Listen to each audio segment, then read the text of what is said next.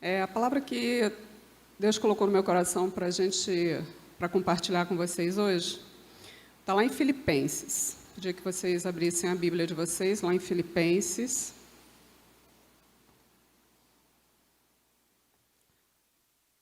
No capítulo 3.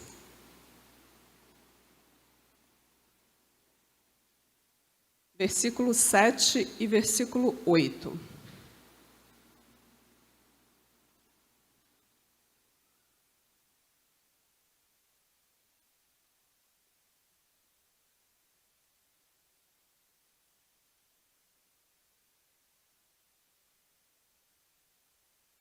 Diz assim: mas o que para mim era lucro, isto considerei perda por causa de Cristo. Sim, deveras considero tudo como perda, por causa da sublimidade do conhecimento de Cristo Jesus, meu Senhor, por amor do qual perdi todas as coisas e as considero como refúgio para ganhar a Cristo. Pai, graças te damos, Senhor, por essa oportunidade de meditar na Tua palavra, Pai. Te pedimos, Pai, venha falar conosco, consola nossos corações, Senhor, que a Tua palavra, Senhor, possa nos alcançar, Senhor. Obrigada por essa oportunidade, Senhor, em nome de Jesus, amém. Todos conhecem a história de Paulo. Paulo era um cidadão romano, um cidadão que tinha estudado ali na escola de Gamaliel. A escola de Gamaliel, ela tinha uma função ali ela era em Jerusalém, ela tinha uma função ali de preparar o ensino judeu, né? Então, Paulo estuda lá, Paulo se torna um fariseu zeloso, um erudito.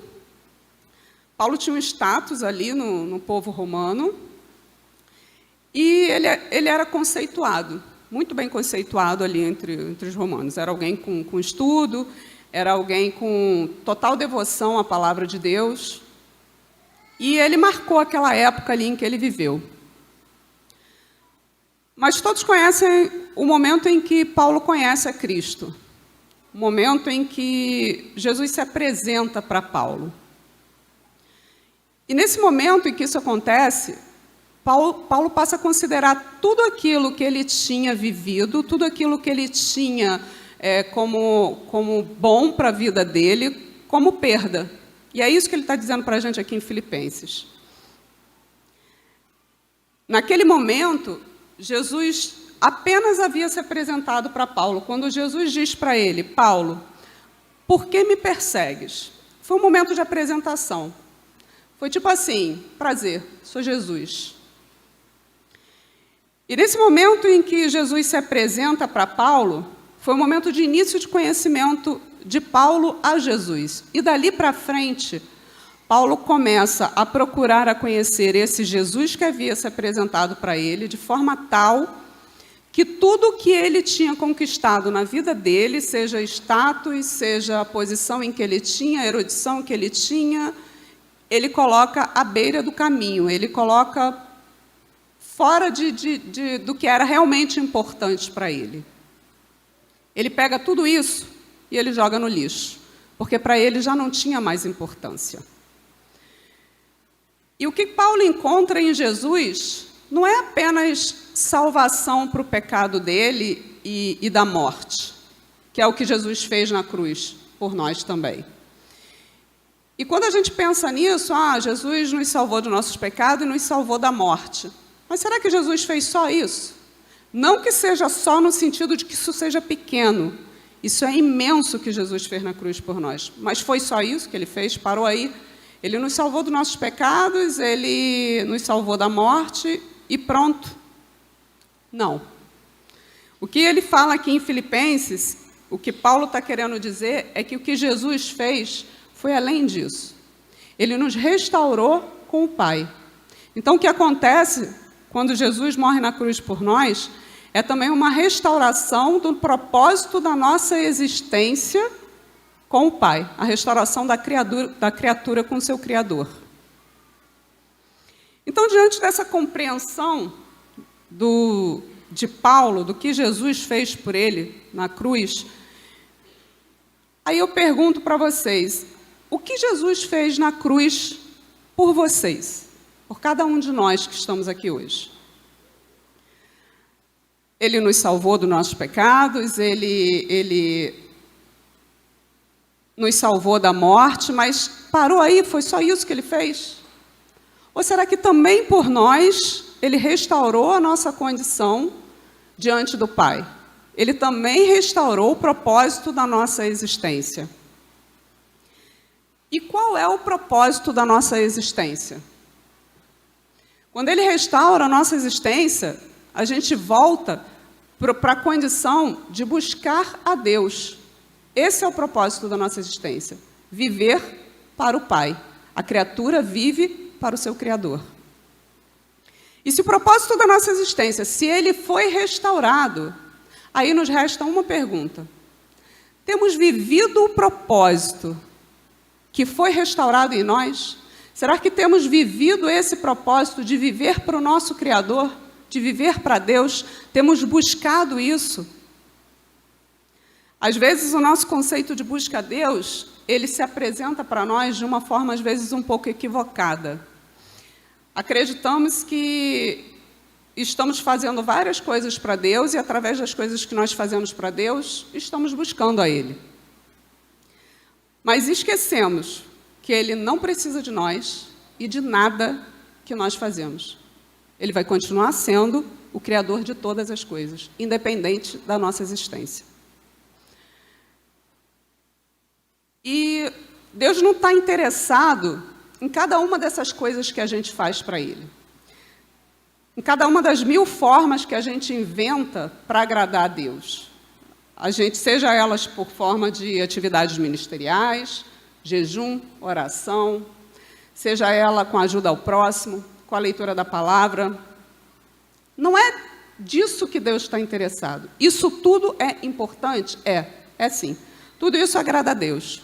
São tempos de aprendizado com Deus, são tempos de serviço para Deus. Isso agrada a Deus? Agrada. Agrada a Deus, sim. Mas o que Ele está interessado não são nessas coisas. Ele está interessado no nosso coração. Ele está interessado no seu coração, Ele está interessado no meu coração. E naquilo que move a gente para que a gente faça qualquer coisa no reino de Deus. Em Filipenses 3, no versículo 7 e 8, o apóstolo declara o seu amor, o quanto era grande e sublime diante do conhecimento de Jesus Cristo. Tamanho era o seu interesse de conhecer a esse Jesus que havia se apresentado para ele, que ele diz que tudo, ele não diz que foi uma parte, ele diz que tudo ele considerou perda. Ele diz que tudo ele deixou de lado, porque ele precisava conhecer esse Jesus que havia se apresentado para ele. Cada vez mais que ele conhecia Jesus, mais ele sentia necessidade de conhecer a esse Jesus que havia se apresentado para ele. E ele diz assim: por amor do qual perdi todas as coisas e as considero como refúgio para ganhar a Cristo. Ele perdeu todas as coisas, essas coisas deixaram de ter importância para ele. E quando ele diz isso, ele não diz isso com dor, com ressentimento. Ele não diz isso com aquele sentimento de nostalgia, com, e se? E se? Não. Ele pega tudo aquilo que ele tinha e que naquela época, talvez para a gente hoje imaginar, o status que Paulo tinha, a erudição que ele tinha, que naquela época não alcançava qualquer pessoa. Talvez para a gente imaginar isso, seja difícil, que a gente vive um outro tempo, um outro momento e uma outra época. Mas aquilo na época tinha muito valor para um cidadão. Então Paulo era muito conceituado. Mas isso tudo ele deixa de lado e considera perda, sem sentir ressentimento pelo que ele estava deixando de lado. Tudo para conhecer esse Jesus que havia se apresentado para ele. Como temos, de fato, procurado agradar a Deus? Esse mesmo Deus que se apresentou para Paulo através de Jesus Cristo, esse mesmo Deus que também deu o seu Filho para salvar a gente, para que a nossa condição de criatura fosse restaurada com o Criador. Como que nós temos procurado agradar a esse Deus? Talvez com performance, com produtividade, com participação, às vezes, num monte de ministério, e achamos que dessa forma nós estamos agradando a Deus. E, às vezes, a gente se envolve tanto em tantas coisas que falta tempo até mesmo da gente conversar com Deus, da gente tirar um tempinho a sós para falar com esse Deus, que faz tudo isso por nós. Será que achamos que o fato de estarmos trabalhando para Ele, fazendo tanta coisa, essa é a forma de agradar a Deus? Eu digo para você que não. Que as coisas que a gente faz, sim, no ministério a gente vai agradar a Deus, sim, mas não é isso que Ele espera de nós. Primeiro, Ele quer o nosso coração. Se tudo que nós fazemos e o nosso coração não é de Deus, então a gente está fazendo por fazer. É apenas ministério, é apenas uma ajuda ao próximo, é apenas o ensinar a crianças, é apenas uma pregação. Então, o propósito sempre vai ser para agradar a Deus, no sentido de que o nosso coração seja dele. O que Ele quer é o nosso coração como um todo, como Paulo fez. Abandonou tudo e deixou de lado. Ele não quer um pedaço, Ele não quer as migalhas que a gente tem para jogar para eles. Ele não é um Deus de migalhas. Ele quer o nosso coração inteiro. Ele é o Deus Todo-Poderoso que fez o céu e a terra.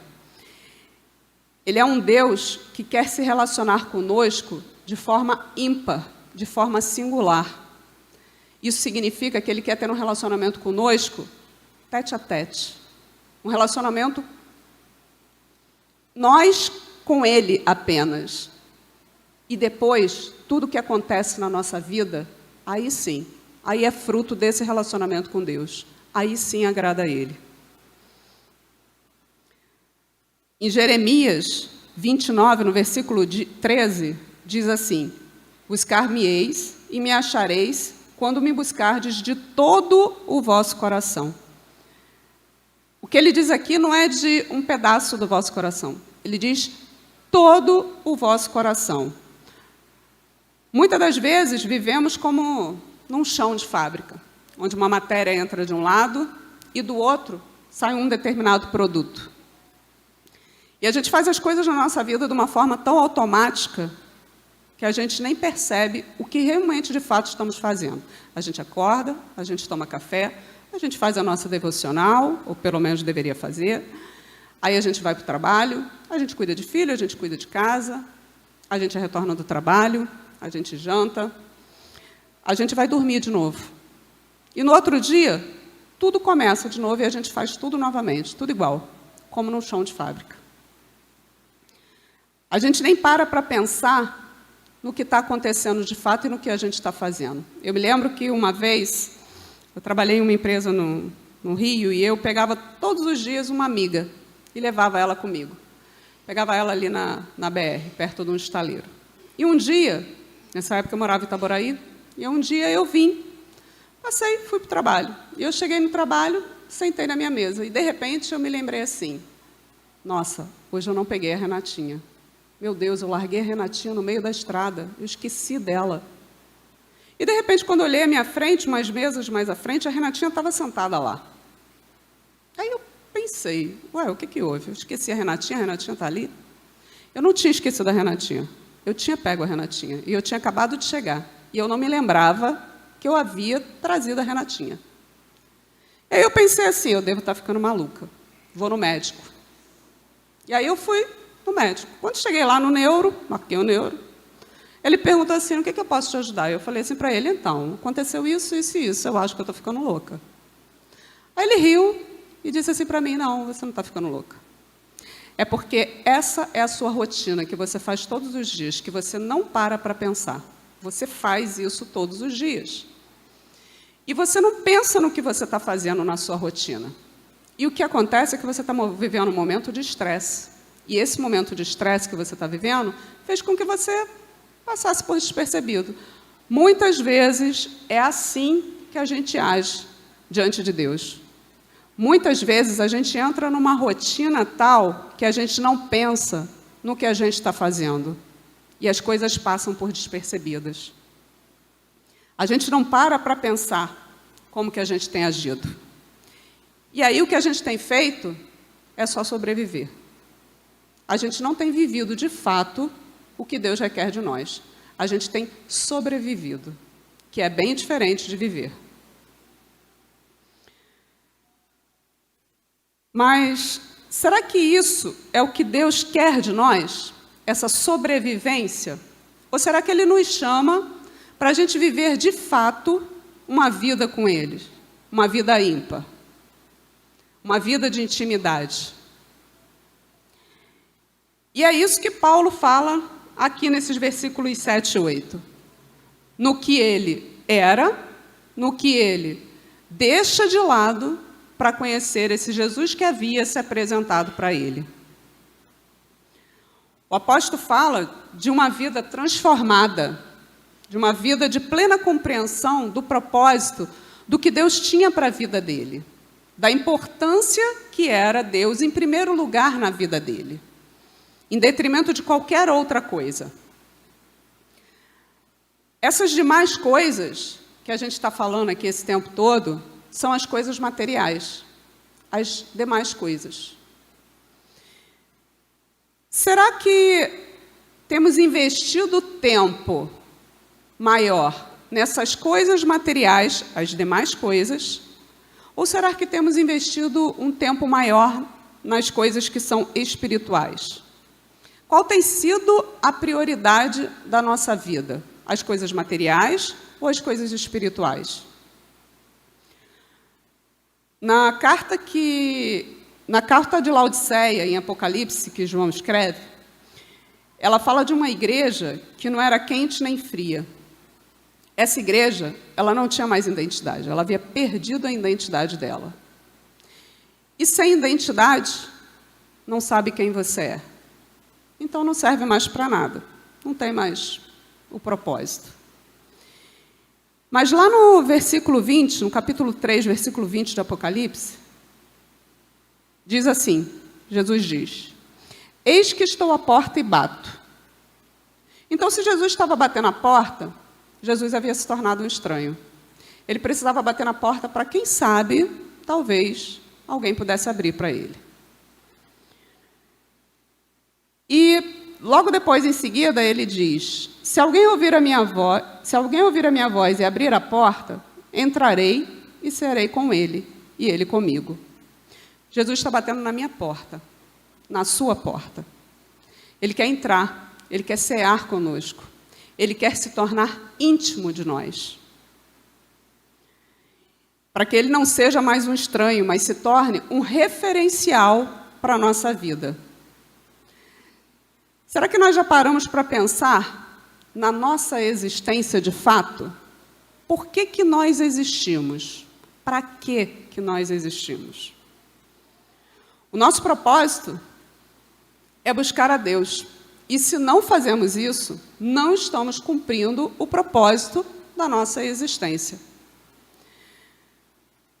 Quando entendemos o propósito para o qual Deus criou cada um de nós, então tudo passa a fazer sentido na nossa vida. O importante, o que era prioritário, que a gente tinha até então, antes de saber qual era esse propósito, deixa de ser prioritário.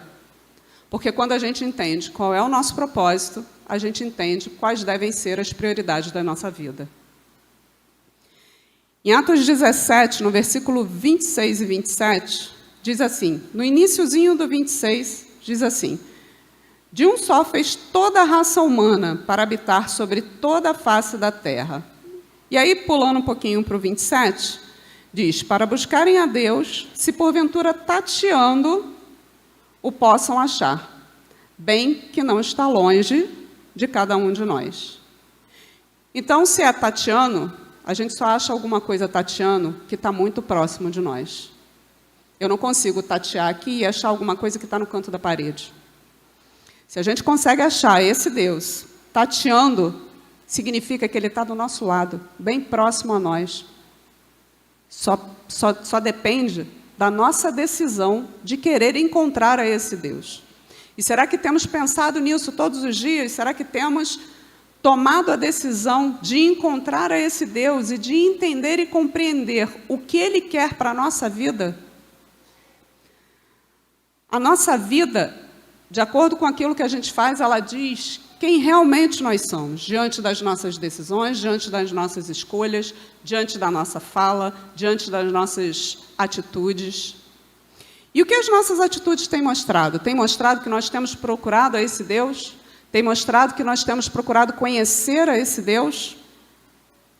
Seja nas nossas atividades diárias, seja quando a gente escolhe ir para o celular, seja quando a gente escolhe assistir uma televisão. Não que nada disso seja ilícito, não, são lícitos. Mas o quanto isso tudo tem ocupado espaço na nossa vida e tem tomado o lugar de Deus. O quanto a diversão, o quanto as nossas escolhas em ir para determinados lugares. Quais são as escolhas que temos feito? Se colocarmos na balança, a gente vai conseguir descobrir de fato que temos escolhido as coisas espirituais em detrimento das materiais? Será que as nossas escolhas, a nossa balança, ela vai pesar mais para o lado espiritual? O apóstolo Paulo descobriu que nada, além de Cristo, tinha mais importância na sua vida. Cristo era a razão da existência dele, era a razão para tudo o que ele fazia. E aí, a partir desse momento, a partir de Cristo ser a razão de tudo o que ele fazia, então sim, tudo o que ele fazia era para a glória de Deus. Tudo o que ele fazia era para agradar a esse Deus. E Mateus 6,33 diz assim: buscai em primeiro lugar o reino de Deus e a sua justiça, e todas essas coisas serão acrescentadas. O que em primeiro lugar tem estado na nossa vida que a gente tem buscado? Tem sido o reino de Deus? Ele diz que todas essas coisas serão acrescentadas. Então, quando a gente busca o reino de Deus em primeiro lugar, tudo aquilo que a gente precisa, Ele vai acrescentar. Ele vai cuidar de nós. Ele chama a gente para que a gente abandone tudo, para que Ele possa dar tudo para a gente. Esse é o caminho.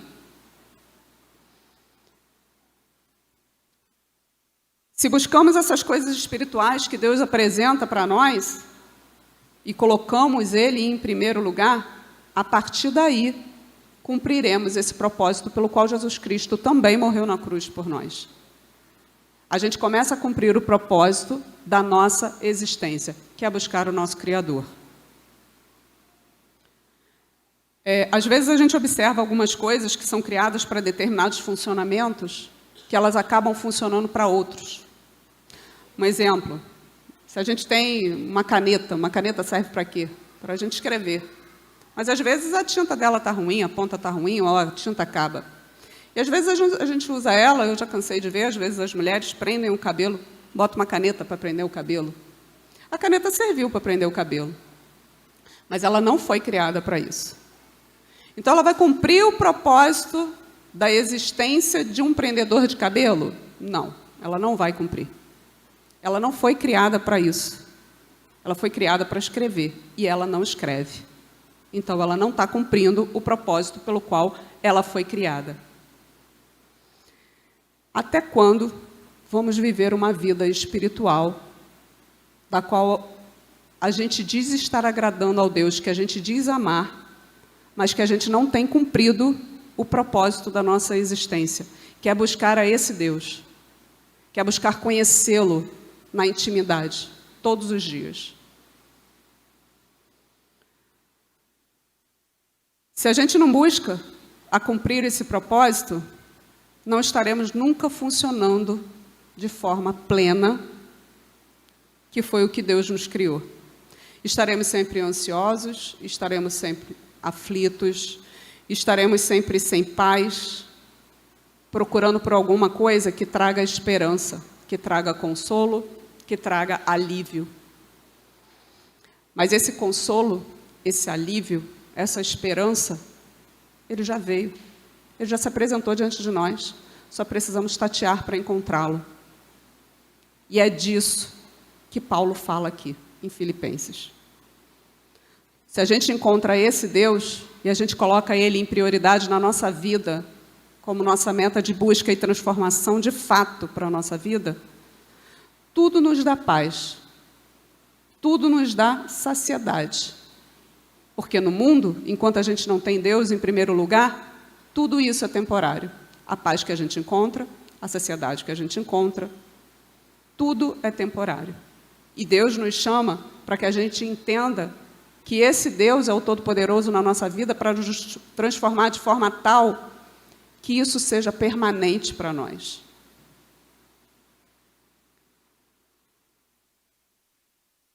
Às vezes a gente tem tanto orgulho de alguma coisa que a gente faz, seja construções manuais, enfim, quem costura uma determinada costura, ou quem faz um determinado bibelô, e a gente, às vezes, muitas pessoas trabalham com isso e faz isso para fora. Mas quando a pessoa pega um determinado item desse e constrói para si mesmo, ela constrói isso com riqueza de detalhes. Porque ela coloca ali todo o amor, todo o carinho que ela tem para fazer isso. E ela faz isso numa total perfeição. E Deus, quando fez a nós, Ele fez assim, com todo esse amor. E não é um amor que a gente conhece, que a gente está falando aqui nosso, que a gente é capaz de mensurar. É um amor que muitas vezes a gente não é capaz nem de medir, de imaginar como é esse amor de Deus.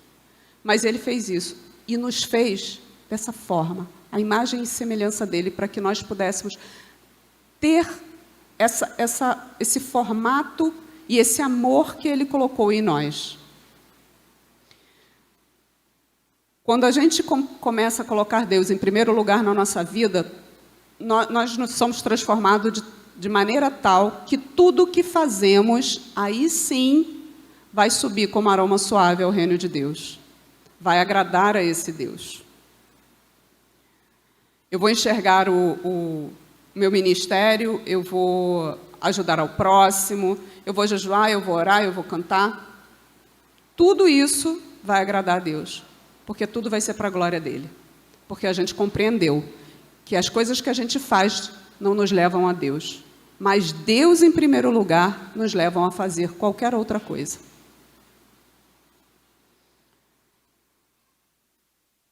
Quanto tempo temos, de fato, estado no Santo dos Santos?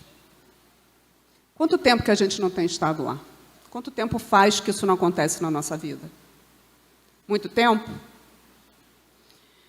Então, volte a ter comunhão e proximidade com Deus, para que você volte a estar no Santo dos Santos.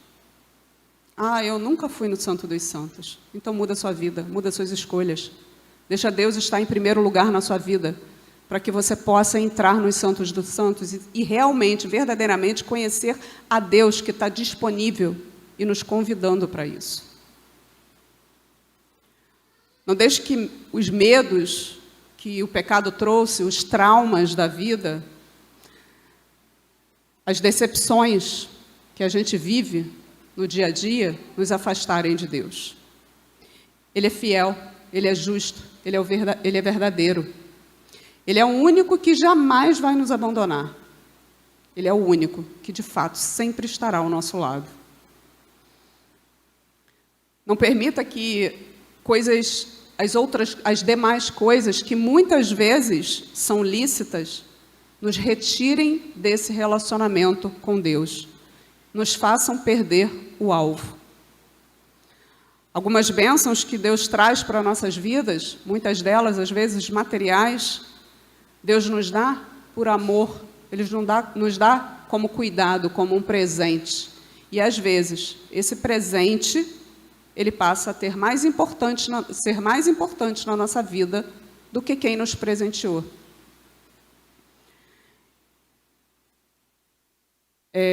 Se existimos para a glória de Deus, então existimos para buscar a Deus. Sem Ele, somos como um quebra-cabeça que está faltando algumas peças e que nunca vai ser terminado. A gente nunca, de fato, vai conseguir enxergar aquela imagem que estava naquele quebra-cabeça. Então, seremos sempre incompletos. E o que Deus faz é chamar a gente para que a gente seja completo, nele. Que a gente consiga encontrar nele tudo que falta em nós. Que foi o que nós perdemos com o pecado. Quando a gente foi separado desse relacionamento com Deus. Cristo restaura esse relacionamento, nos aproxima novamente do Pai, a criatura do seu Criador, para que a gente possa, de forma completa, nos sentir pleno em Deus. Por que Deus... Será por que Deus quer que o coloquemos em primeiro lugar na nossa vida?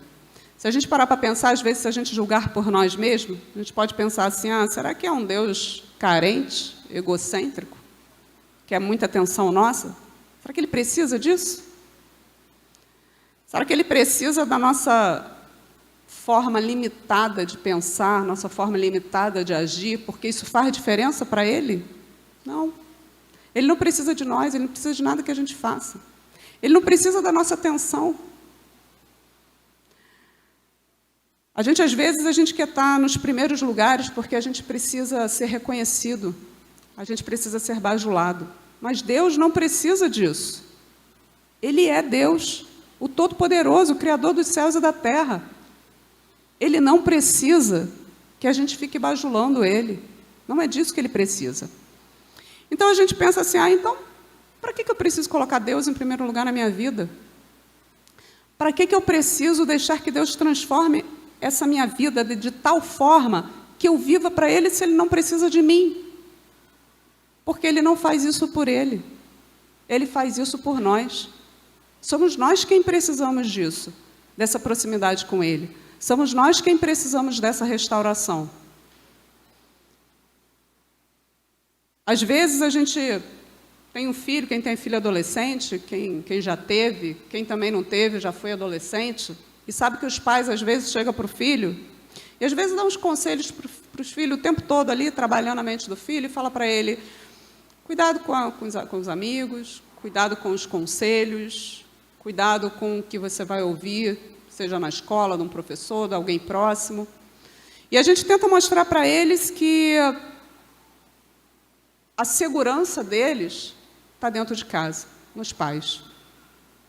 Que eles precisam confiar de tal forma no que os pais dizem para eles e ensinam para eles, que aqueles que vão do lado de fora falar qualquer coisa não os influenciem. Eles precisam estar firmes e focados nesses pais. E precisam ter confiança nesses pais. Às vezes, esses adolescentes pensam assim, está querendo me controlar. Será que a gente está querendo controlar nossos filhos? Por que será que a gente fala isso para eles? O que a gente está querendo com isso? A gente está querendo protegê-los, porque a gente sabe como é o mundo lá fora. A gente sabe o que os espera lá fora. A gente também já viveu isso. E quando a gente faz isso, a gente quer protegê-los.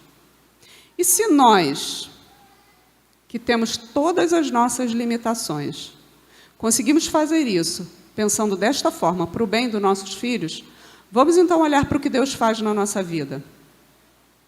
Por que será que Deus quer que o coloquemos em primeiro lugar na nossa vida?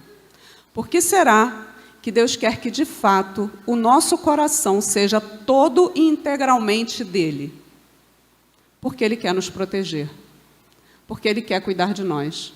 Porque Ele sabe que todos os dias a gente vai estar sendo bombardeado por Satanás. E Satanás não brinca em serviço.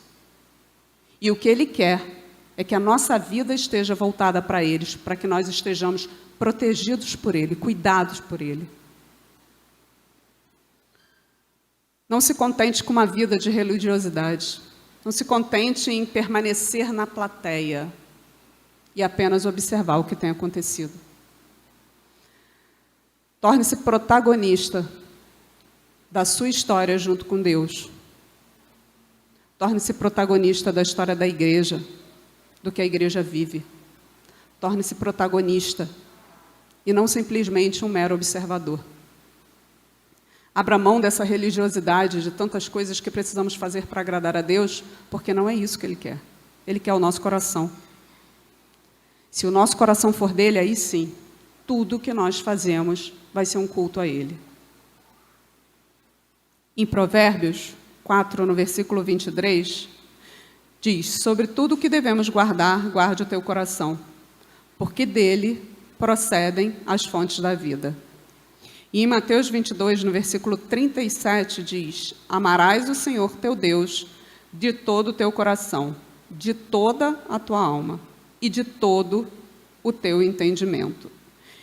Então, o nosso coração é o centro, é o âmago do nosso ser, é o reservatório daquilo que verdadeiramente nós somos.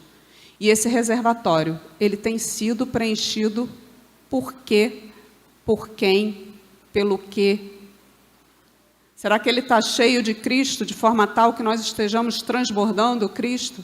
Porque é isso que ele faz, é para isso que ele nos chama, para que nós transbordemos Cristo através do nosso coração e para que nós sejamos um com ele e ele um conosco.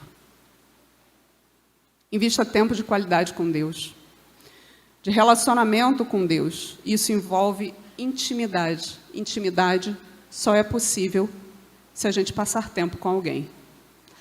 Não vamos nunca conhecer alguém, de fato, se a gente não passa tempo com essa pessoa.